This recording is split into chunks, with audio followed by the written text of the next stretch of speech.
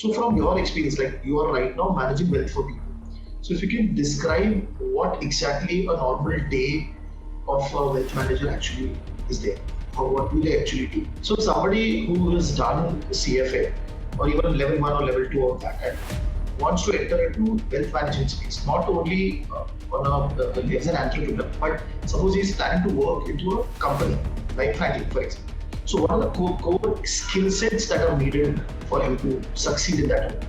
But the real turning point came when I finally earned my CFA Chater.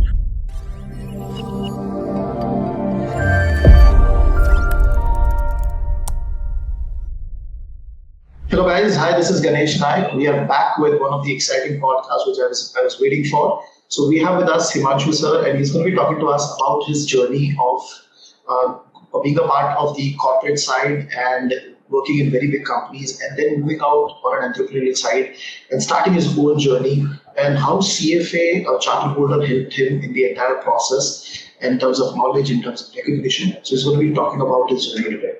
So thank you very much, sir, first of all, for taking out time and talking to us. And for the benefit of the audience, if you can give us a brief with respect to your career trajectory, in a very short, from different financial institutions to your own venture.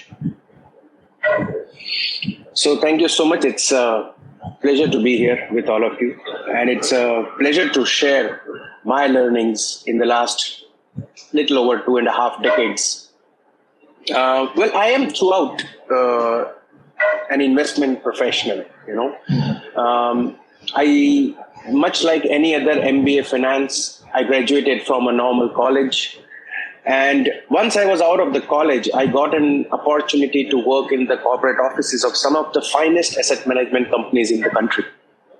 Of course, that brought me to Mumbai from Ahmedabad, but with this exposure is what led to the next cycle for me. I have been in the sales role, business development role. I have been in the research and investment role, and I have been in products management role, which is a sort of interface of both. And each component of investment management is equally crucial and requires very different elements of understanding of investments, and more importantly, the psychology of investors, investing trends, what is now often also called the investing psychology. So my journey was broadly split across 3 very well-known asset managers. The first is what we call ICICI Prudential Asset Management Company, the largest asset management company in the country. Franklin Templeton Asset Management Company, which is the largest multinational AMC in the country. And of course, ASK Investment Managers, which are a setup, which is a private setup, which has now become very large, one of the largest PMS providers in the country. In ICICI Prudential, my role was around business development. In ASK, it was around investments. And in Franklin Templeton, it was around the product development. It has been an interesting journey. But the real turning point came when I finally earned my CFA Chater. Because CFA Chater, apart from being the gold standard in investment management space, also does something very interesting to you. First, it introduces you to the concepts which are global in character and not just local. And last but not the least, it forces you to contemporize yourself, which means it forces you to be today at the edge of investment management world. The new technologies emerging, the new perspectives of investment emerging. So that way, I think CFA Charter holder is really what brought me into investment management world in true sense, actually. Okay. So, sir, how your corporate experience into the investment management side helped you when you started on your own in the initial few years in terms of dealing with clients, in terms of giving them solutions? So, how the transition helped you and how CFA Charter helped you? See, the CFA Charter has a very strong bend of ethics. If you have a CFA Charter, you not only have a good technical understanding, or you're supposed to have a good technical understanding of the concepts, but equally important is the ethical aspect of it. It gives you a moral compass of what is right and what is wrong. Now, when I was in the corporate world, In a large corporate, you generally specialize in a certain space, isn't it? Either you are in investments, or you are in product development, or you are in compliance. Wherever you are, you specialize in that particular arena. However, the very character of CFA Charter is all-encompassing. It allows you to see how important a role compliance plays, how important a role investment management plays, but most importantly, how client communication can be more sophisticated so as to be in tune with his objective. So CFA Charter introduces you to the investment management industry from multiple perspectives and not just investment management perspective. While investment management perspective is the mainstay, but you are not aloof from the other important components. Now, this particular way of looking at investment management business is what helped me a lot when I started my own practice about a year and a half back. So when I start my own practice, remember, I'm the compliance guy, I'm the investments guy, I'm the sales guy, and I'm the communicator. So these aspects come handy when I started managing my own practice. So I'm very grateful that somehow I went through CFA Charter between 2015 and 17. Okay. Wonderful, sir. So a lot of students were preparing for these exams, professional exams, especially CFA. So they do the exam, but a lot of time they are not clear what is the job role ideally would be. So they must have heard about asset manager, they must have heard about wealth manager. So from your experience, like you are right now managing wealth for people. So if you can describe what exactly a normal day of a wealth manager actually is there, or what do they actually do? Well, for a wealth manager, I would divide the day in three components. It is not fair to say how a day looks in case of, in case you are running your own practice, because there is no specified structure to it, unlike in a job. Okay, in a job, it's very clear. You check in a certain time, you check out a certain time, and that's about it. Okay, when you run your own practice, challenges and opportunities come unannounced. Okay, they can come at any point in time. But I would divide my work in a given week, in a given time space, in three distinct arenas. The first and the most important is what I call absorption. Okay, absorption means being with the markets. Absorption means understanding what is happening in the different asset classes, the current developments, the technological advantages that are coming to the forefront. That stage is what I call absorption stage. The second stage is the reflection stage. The reflection stage is where you take the understanding of what's happening in the market, condense it, and apply it on actual client portfolios or on actual model portfolios from time to time. And it is a continual exercise in the sense that there may be comma, but there is rarely a full stop. The third stage is what we call the communication stage, where you interface with the client, both existing as well as prospective and ex-clients. In the process of communication, it is very important for you to understand where the client is coming from, their psychology, their risk appetite, their investment objectives and priorities.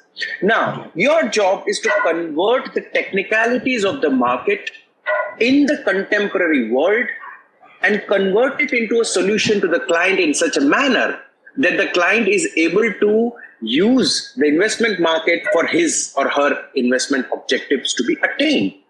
And that's a very important, the most crucial role in my opinion. So to summarize, absorption, reflection, communication.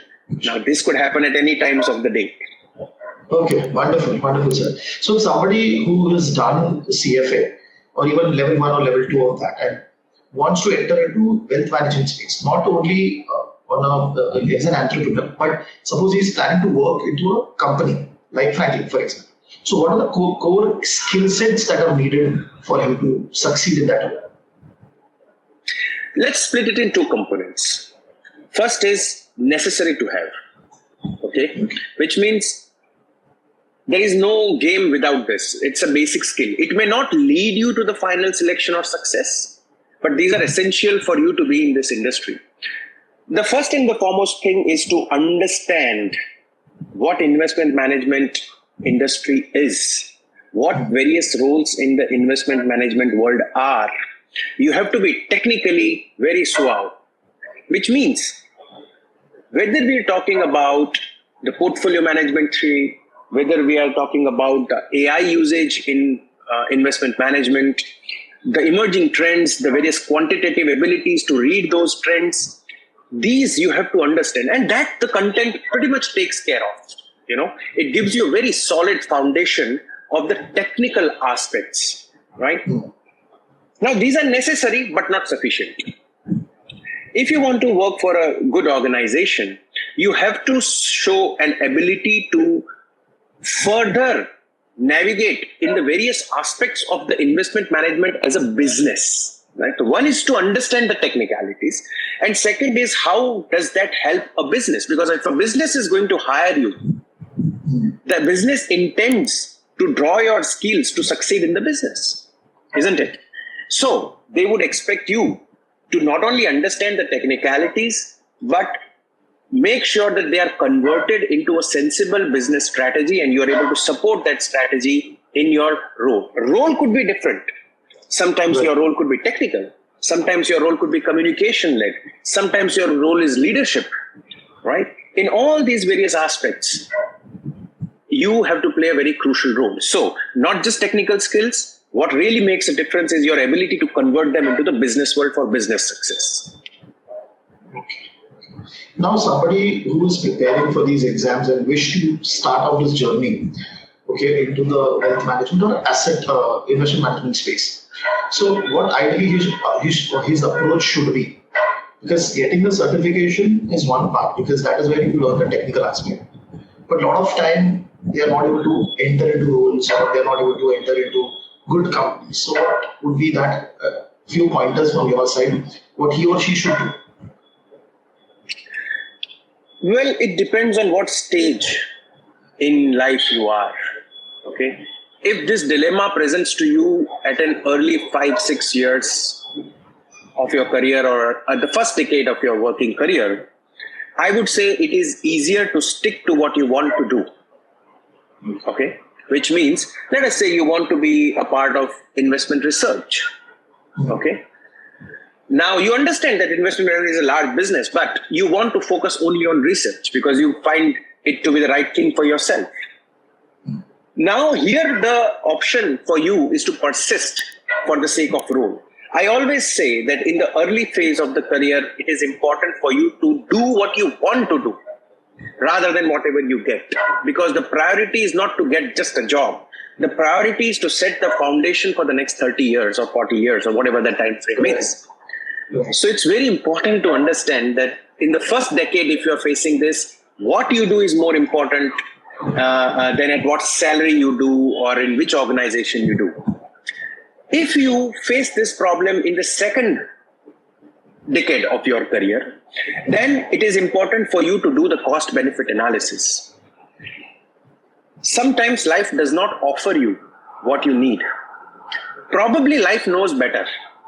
Okay, so you have to have that flexibility of what is right.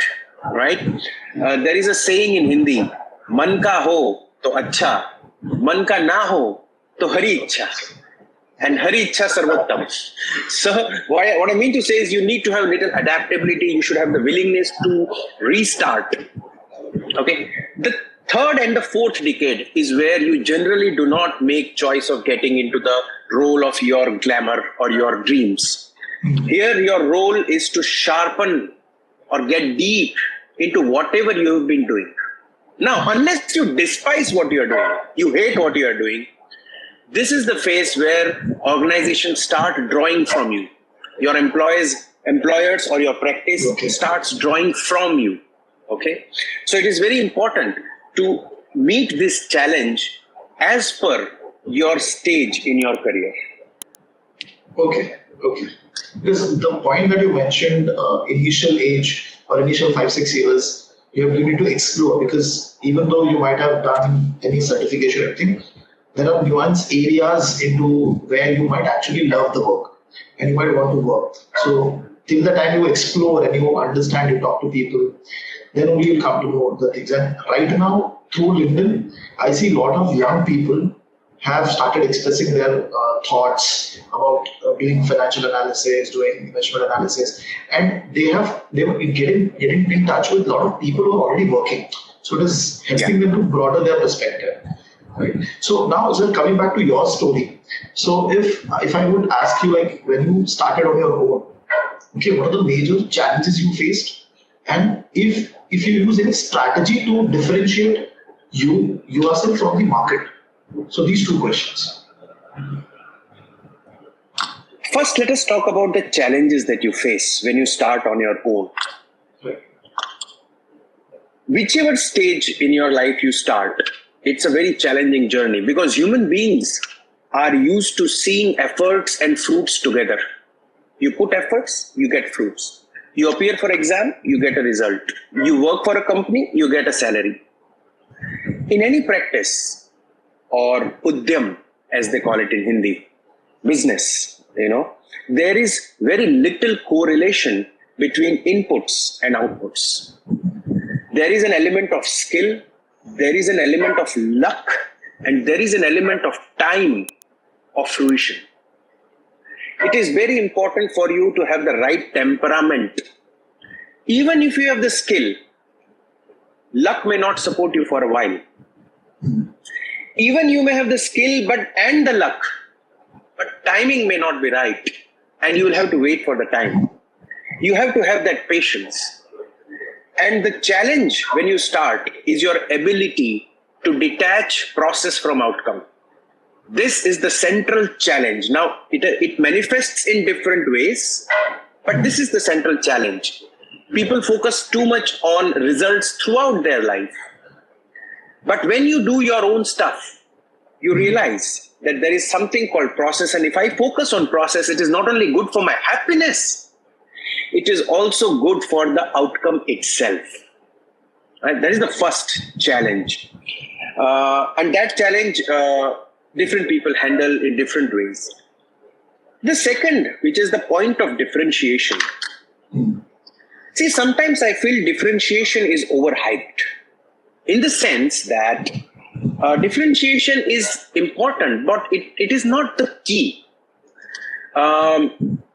Sometimes your differentiation is simply the way you deal with the client. Sometimes your differentiation is the exposure that you've got. Sometimes your differentiation is your ability to interact with the clients. Sometimes it is your ability to extract more returns from the market. So there is a wide variety of things through which you can differentiate it. I think the thing that differentiates me is that I am in no hurry. And the fact that I have constantly invested in the processes that we've created so that our clients get desirable output without jerks, right? And that is something that we've been very focused on, maximizing the risk-adjusted return for the client over the long term. Understanding the client's welfare beyond the client's own understanding of their welfare is very important for an advisor. If you are an advisor and you think the same way as the client does, my apologies, you are adding no more than the technical aspects. But if you are an advisor and you advise 60, 70, 80 accounts, you have what is called latitudinal exposure, which means at any given point in time, I'm talking to 70 different families, 70 different entities. It is very difficult for a situation, emotion for me to be new. Okay. And that is something good clients appreciate. Last but not the least, my differentiation is also lies in the fact that I choose my clients. It is intuitive for people to think that everybody wants more and more clients. That is not true. Client selection is as important an aspect of advisory practice as your fundamental skill sets. You get a wrong client and entire practice goes for a toss. Right? So, my differentiation, I can hold for long. I can stick to guns on what I think is right. And last but not the least, I select my clients. Not in an arrogant way, but in a way of understanding the different molds are there in the world, and some work with you, some don't. So with due respect, it is important for you to put an end to a relationship that is not additive to both the parties. Now, this is the differentiation. No, I totally agree with the last point that you said, choose your client. Because when I'm also training for FIM Chater, there are a lot of students who might want to go to very core areas of, say, internal audit or core areas of financial planning, and some other certification will suit them. So we have to tell them that even if you join, it will not give you that result where you want to go. So we have to guide them to the right areas. A lot of times if we feel that this particular client is going to drain a lot of energy from us, so it is better not to get engaged with that particular person, because it will not give us the right perspective and right result altogether. So I connect to that point when we talk about the training itself. And also for somebody who is a new finance professional, can you guide on how to maintain the continuous learning phase? Because one more thing which I've seen in students is that once they complete level 3 or they complete CFA, they feel it is done. And they don't understand the importance of continuous learning in any area of finance. So what would be your advice for them, and how should they do that? Well, let's get to the core of this issue. If something you are curious about, and if there is something that interests you, okay, you will automatically stay updated in that. Okay. If you train a fish to run,